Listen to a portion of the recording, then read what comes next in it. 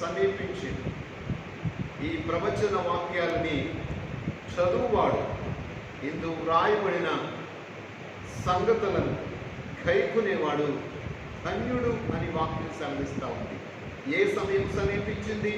ప్రభు అయిన యేసు క్రీస్తు రెండవసారి భూమి మీదకి రాబోతూ ఉన్నాడు. ఆయన వచ్చే సమయం ఆసన్నమైంది.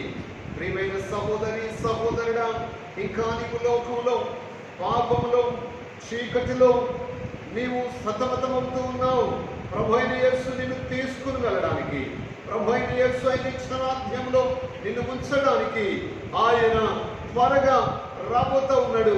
వచ్చివాడు ఆలస్యం చేయక వచ్చును గనుక నేడే ఈ సమయం అందే నీవు నేను సిద్ధపడి ప్రభు వచ్చేటువంటి ఆ దివ్యమైన రాకడ కొరకు సిద్ధపడదాం. మన తప్పిదాలు, మన బలహీనతలు, మన పాపములను ఒప్పుకుందాం. దేవుని యొక్క దివ్యమైన రాజ్యం కొరకు ఎదురు చూస్తూ ప్రభు యొక్క నిత్యరాజ్యాన్ని స్వతంత్రించుకోవడానికి ఇప్పుడే ఒక తీర్మానాన్ని మనం చేసుకుందాం. నువ్వెవరైనా ఏ స్థితిలో ఉన్నా, ఏ పరిస్థితిలో ఉన్నా, ఎంత దీనమైన పరిస్థితుల్లో ఉన్నా ప్రభు అయిన యేసు నిన్ను ఇష్టపడతా ఉన్నాడు, నిన్ను ప్రేమిస్తా ఉన్నాడు. నిన్ను ఆయన నిత్యరాజ్యానికి తీసుకుని వెళ్ళడానికి ఆయన వస్తా ఉన్నాడు. ఎందుకు ఇంకా ఆలస్యం? ఎందుకు ఇంకా నిర్లక్ష్యం? ఎందుకు ఇంకా నీవు అటు ఇటుగా చూస్తా ఉన్నావు? ప్రభు నీకు అవకాశం ఇవ్వబోతున్నాడు. ప్రభు నిన్ను పిలుస్తా ఉన్నాడు. ప్రభు నిన్ను ఆయన రాజ్యానికి ఆయుత్తపరచబోతా ఉన్నాడు. ఇప్పుడే నీ హృదయాన్ని, నీ మనసుని ఆయనకు అప్పగించుకో. ఆయన నిత్యరాజ్యంలో నీకు చోటు ఇవ్వడానికి, నిన్ను తీసుకుని వెళ్ళడానికి వేవేల పరివారంతో ప్రభు అయిన యేసు వస్తా ఉన్నాడు.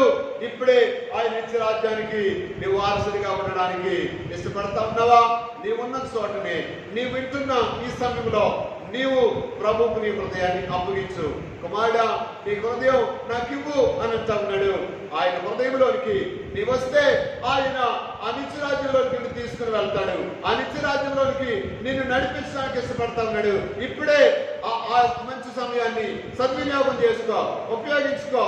ఆ మంచి సమయాన్ని దేవుని కొరకు నీవు తీర్మానం చేసుకుంటే ప్రభు నిత్యరాజ్యాన్ని నీకు ఇవ్వబోతా ఉన్నాడు.